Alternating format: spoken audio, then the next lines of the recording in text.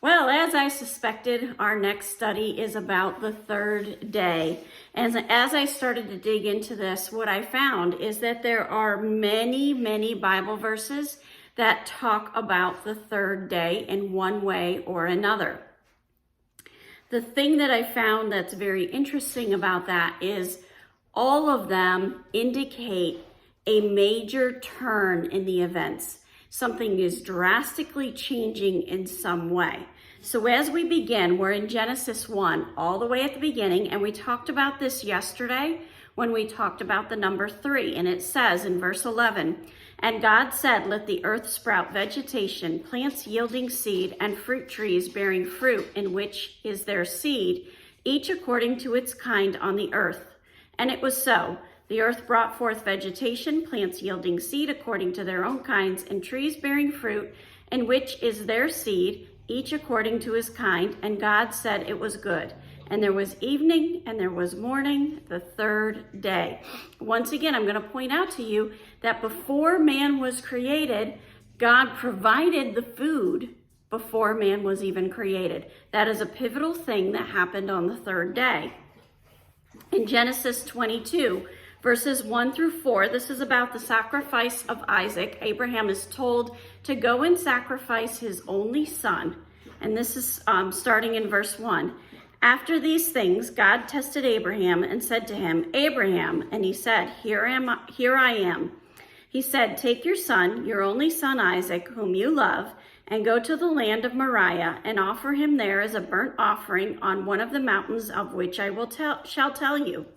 So Abraham rose early in the morning, saddled his donkey, and took 2 of his young men with him and his son Isaac. He cut the wood for the burnt offering and arose and went to the place of which God had told him. On the third day, God lifted up his eyes and saw the place from afar." As you continue to read, you're going to see that Abraham tells the 2 servants that they're going to go up on this mountain and they will be back.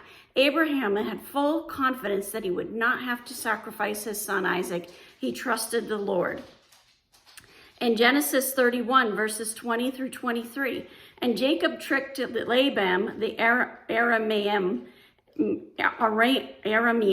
I don't know how to say that, by not telling him that he intended to flee. He fled with all that he had and arose and crossed the Euphrates and set his face toward the hill country of Gilead.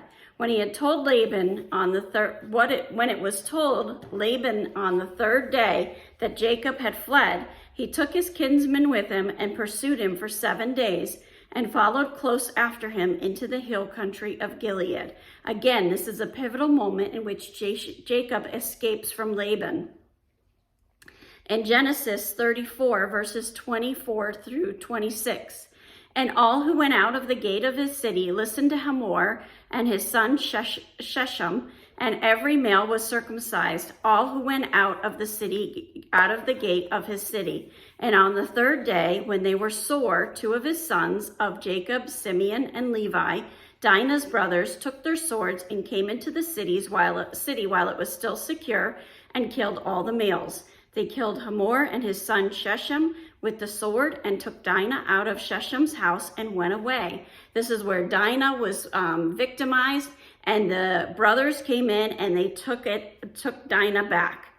In Genesis 40, verse 20, it says, "On the third day, which was Pharaoh's birthday, he made a feast for all his servants and lifted up the head of the chief cupbearer and the head of the chief baker among the servants. They knew that Joseph was a dream interpreter. This led to the Pharaoh finding out that Joseph can interpret his dreams, and then Joseph is raised up. So it's a pivotal moment. In Genesis 42, verse 16, it says, "Send one of you and let him bring your brother while you remain confined, that your words may be tested where there is truth in you. Or else, by the life of Pharaoh, surely you are spies." And he put them all together in custody for 3 days. This is Joseph putting his brothers in custody. On the third day, Joseph said to them, "Do this and you will live, for I fear God. If you are honest men, let one of your brothers remain confined where you are in custody, and let the rest go and carry grain for the famine of your households, and bring your youngest brother to me. So your words will be verified and you shall not die." And they did so. So again, this is a pivotal moment. This is right before Joseph reveals that he is their brother who they had sold into slavery. In Exodus 19, verses 9 through 20, it says, "And the Lord said to Moses, Behold, I am coming to you in a thick cloud, that the people may hear when I speak with you, and may also believe you forever." When Moses told the words of the people to the Lord said to Moses, "Go to the people and consecrate them today and tomorrow, and let them wash their garments, and be ready for the third day. For on the third day the Lord will come down on Mount Sinai in the sight of all the people." This is foreshadowing the resurrection when the Lord's coming out of that tomb on the third day. All of these moments are pivotal moments in which somebody trusted God and God provided. And it's there over and over again. We're going to look at more Bible verses about the third day, and we're going to see that this continues on. Have a wonderful day. God bless, and keep walking the walk.